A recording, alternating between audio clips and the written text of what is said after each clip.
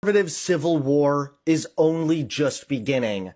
And now, in today's breaking story, a massive Republican crowd just booed Trump at a major event. I'm not kidding. Donald Trump is absolutely in hot water, and the MAGA civil war is only getting worse. For one, MAGA voters are absolutely furious when it comes to the overall handling of the Epstein files. The reason he knows it because he's like, we're gonna showcase, we're gonna talk about this guy. They ran on it. They ran on cleaning out the swamp. They ran on all these. They brought all the influencers, gave them all binders with all the that was all redacted.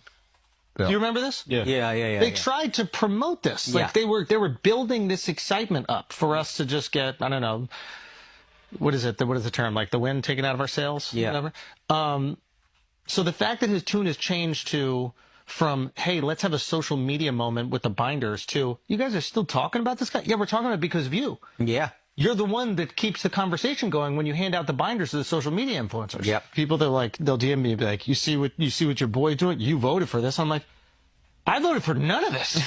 He's doing the exact opposite of everything I voted for. Yeah. I want him to stop the wars. He's funding them. I want him to shrink spending, reduce the budget. He's increasing it. It's like everything that he said he's going to do, except sending immigrants back. I'm a Trump supporter, and I'm going to tell you this right now. If this is the verdict, there's no Epstein client list. If we don't get accountability for the thousands of victims that were abused, then I'm jumping ship. And all of you should as well. This is all going in the trash. I do not support Trump anymore. He's a liar. He's a part of the deep state. I do not support Israel. I will not be supporting him anymore. He's part of the deep state. The whole thing that this tape shows he didn't kill himself is like a joke. But worse than that, it's a joke that we all get. Like, they're not fooling anybody. So I feel like we're at a dangerous point now. So now by coming in and being part of the cover-up, the Trump administration has become part of it. I mean, it's just, you cannot see it any other way. So I just got to the office. I'm going to go throw up, actually. And this only happens every few years when something really, really bad happens or something. I mean, I'm physically going to puke probably right now. My mouth is watering right now. Because I have integrity. So this message goes out to Donald Trump and his people.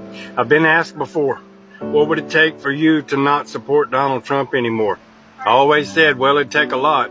I've literally made thousands of videos on this app supporting you, sir. So if you're deciding that Epstein is the bridge that you're going to burn, I got the match, sir. You're telling me there's no list after you told me there was a list. You're telling me that you don't care about these victims. This is a promise you made to the American people, sir. Non-negotiable. You've always been in tune with your supporters. Always. 100% spot on. Not this time, sir. You missed this one. I voted for Donald Trump in 2016, 2020, and 2024. I am prepared to die on this hill.